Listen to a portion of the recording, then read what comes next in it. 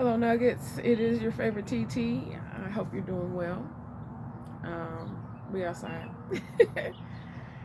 uh, and whenever I think I'm gonna come on here and give some kind of profound message or whatever, I turn the camera on and everything I want to say just goes out my head. So we just gonna talk. Um, it's been a lot of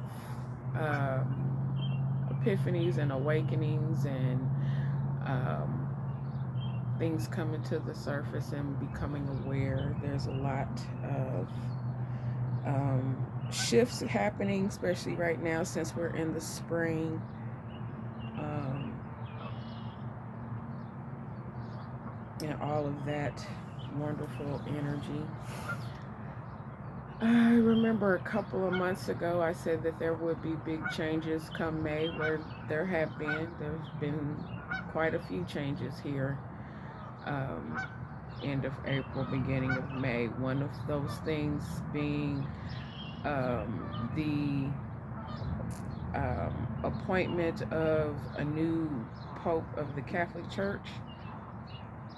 Listen, when I say big things happening, I don't necessarily always know exactly what they are. I just know that um, I feel the energy, and I'm just giving what I am given. Um, and I want everybody to also understand that when we are given things, divine information, downloads, and things like that from God, it's not for everybody, and you're not going to get everything. We're not supposed to know everything. Um, this also brings me to something I just remembered when I saw Sinners. Um, I think it was Smoke. Don't get me. I At this point, I just know it was Michael B. Jordan's character, and um, the woman he was talking to was Annie, and he asked, why didn't her mojo or her magic save their child? And I saw a similar question, and this happens a lot, especially for those of us who are gifted and who do see things.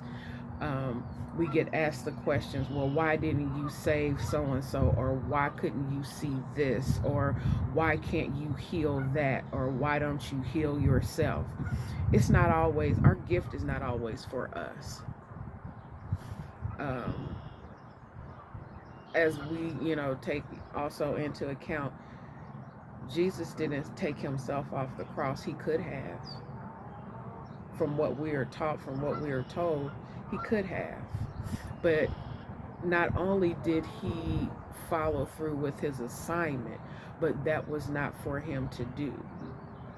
It's not always, just because you can do something does not mean that you should do it. Sometimes we are getting in the way of lessons that need to be learned. Um, that is how, when you go through things, that's how you find your strength.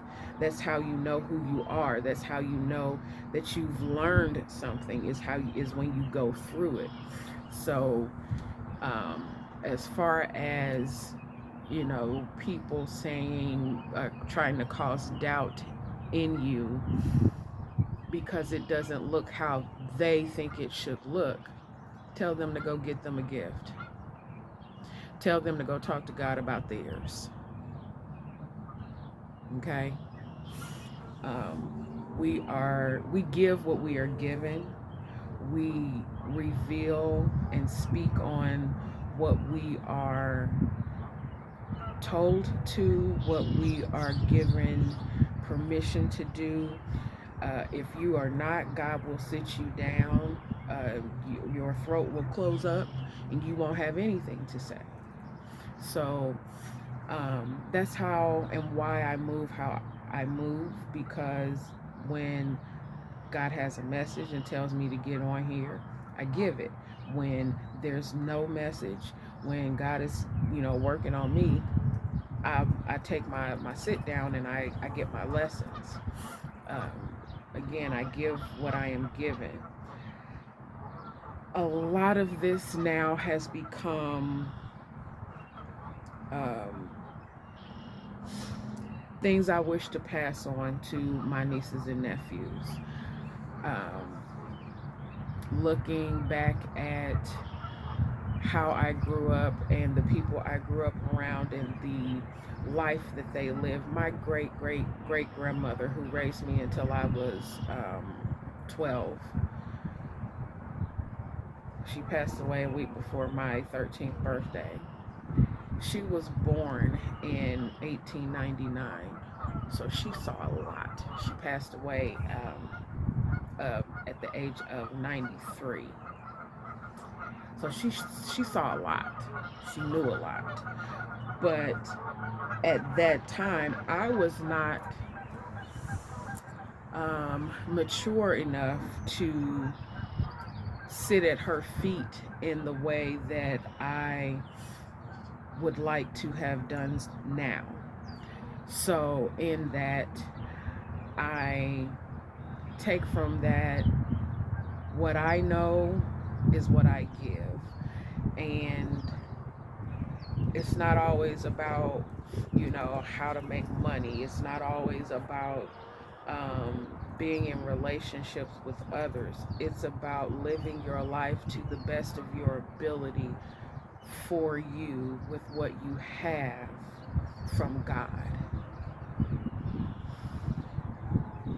Sometimes it's good to pass on those little tips and tricks when you are going through things such as a recession or a depression, or as we went through in 2020. uh, I guess, I don't know if it's a trigger word or whatever, but when we went through C-19. So how you navigate things mentally, spiritually, emotionally is just as important as you navigate them mentally, physically, psychologically, and financially. Because, in all honesty, we know from the after effects that people who were going through those things kind of hardened themselves. They had to. Um, and when the wars were going on, especially heavily back in those days, World War One and Two, women were left to hold down the fort. And when men came back, they were used to holding down the fort and having that independence and making those decisions. And men didn't like that. Well, that's kind of how it has to be when there is no one present. So, those are things that we had to learn how to navigate, how they women in those times had to learn how to navigate. So at this time, there's this battle of the sexes of sorts, from the, I'm going to say, the African American perspective, because that is what I know. Um, there are things that need to be healed and taken care of within our community, and then larger than that, within the African diaspora, there needs to be um, address of feminine and masculine energies within our relationships and dynamics. And those are the kinds of things that should also be addressed and spoken of and talked about, so that the next generation and those who come after us have some kind of foundation. Because as of right now, from what I see and what came before me, it's a dismantling of connections.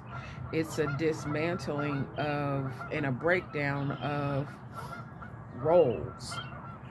So once those are established, and for some reestablished, then it might be a little easier for us to move on and navigate. But everything that we do in the present affects the future. Everything that was done in the past has affected the now. So once we understand that, because that whole forget about what happened in the past, get over the past is bullshit, because it is still affecting the today. So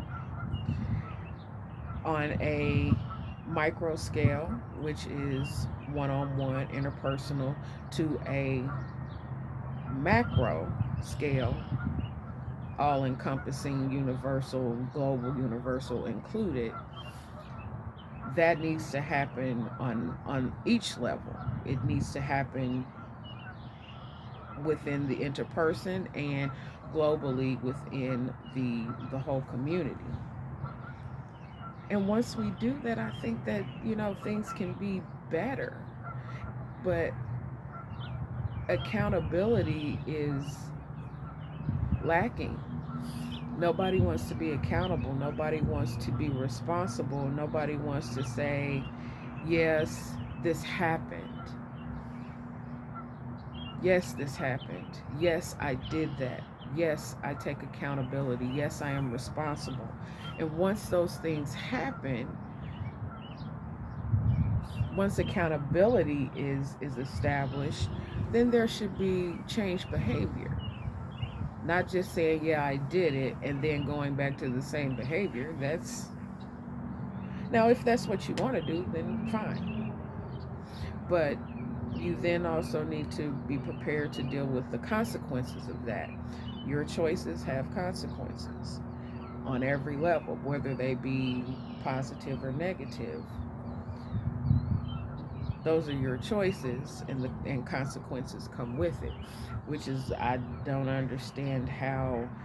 Um, I'm not gonna go into that. That's not the purpose of this. That will be a side note. But there are things that are going on in the world that people are being rewarded for, that are horrible things, and you get to the point where you question. You like, okay, God, this is. I know you see this is wrong. So how and why? How and why is irrelevant. What the focus should be is what a solution is, instead of solely focusing on the problem. Yeah, we see the problem. And the thing is, with media, is they use the problem to continue to perpetuate the energy. So the more you pay attention to it, the more you focus on it, the more you allow it into your being, the more you're going to amplify it and feed it energy, and that's just going to keep it going. And it's going to keep you in a cycle of turmoil and angst and anxiety. Speaking of anxiety, I am coming off of a not panic attack, an anxiety attack. Um, and I do want to say that I did record something about this the other day, but I had music playing in the background, and I didn't want to get copyrighted, so I didn't post it. But um,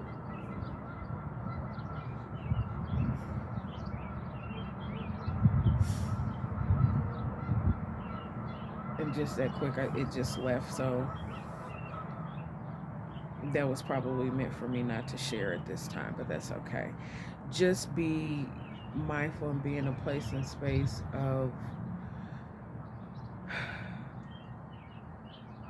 calming yourself. I My grandmother passed away in 2017 on May 8th. Now, last year was pretty good. I got through it okay. But for some reason, this year hit me heavy. And I can tell that I have grown and um, using some of the techniques that I've learned to calm myself and things that I've used to heal myself. And I was able to ground myself enough to know and hear and feel my grandmother's presence enough to know that she would not want me to be in that state. And no matter what, no matter no matter if she'd be physically present or in the ethers, she loves me.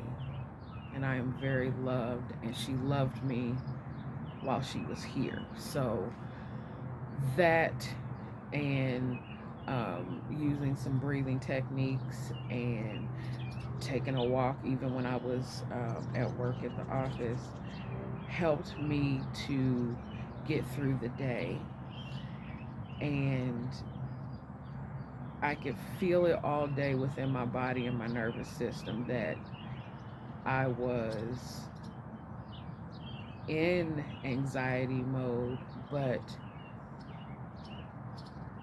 again, using the techniques that I learned to keep myself calm for one, and to talk myself through anything that was urgent at that moment. And also, being at work was a distraction. I was able to distract myself a bit from some of um, the grief and the feelings of loss that I was having. So it's a lot of self work, a lot of self work, and it's okay for you to withdraw from other people and not be the go to and be all for everybody to be their emotional regulation. Some of us have been gifted and cursed with that blessing of being emotionally intelligent and in a space where we can self regulate and know how to navigate our feelings and emotions to the point where we are not spewing that onto other people. So that is something that I am grateful for. But it was heavy, and by 8 o'clock I was in the bed because at that point I was like, okay, I made it through the day. I'm done, and I'm still getting my nervous system back together. I'm still um, doing things that I need to do for my mental peace, my emotional peace, especially with this being Mother's Day weekend. It's not easy. It's not easy, but um, I am grateful for being able to calm and regulate myself. Because there was a point where I was having panic attacks and anxiety attacks 2 to 3 times a week, and they were almost debilitating. They were almost to the point where I could not function. But I taught myself to compartmentalize in a way where I was physically functioning but mentally completely exhausted and checked out, and grateful to get to 6 o'clock in the evening where I could say, okay, nothing at this point is going on. I am okay. I made it through the day. I can breathe.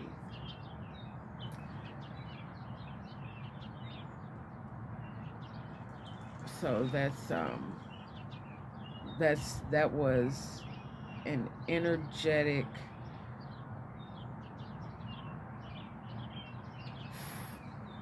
shift that I worked through this week, and I'm very proud of myself for that.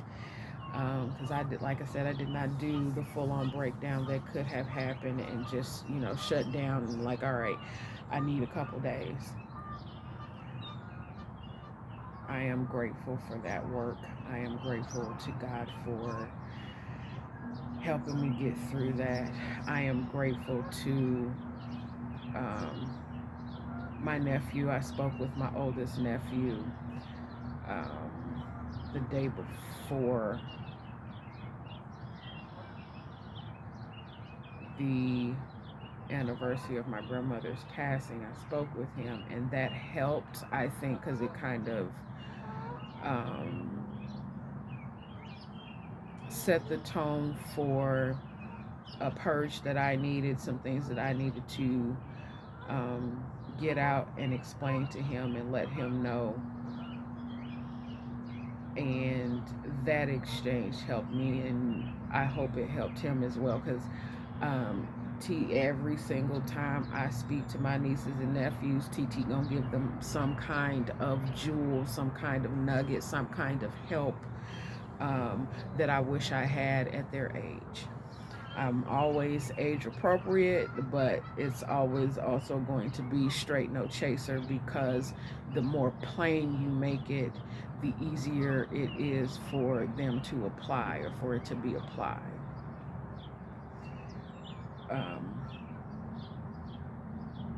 Anybody who knows me knows that my favorite title is TT.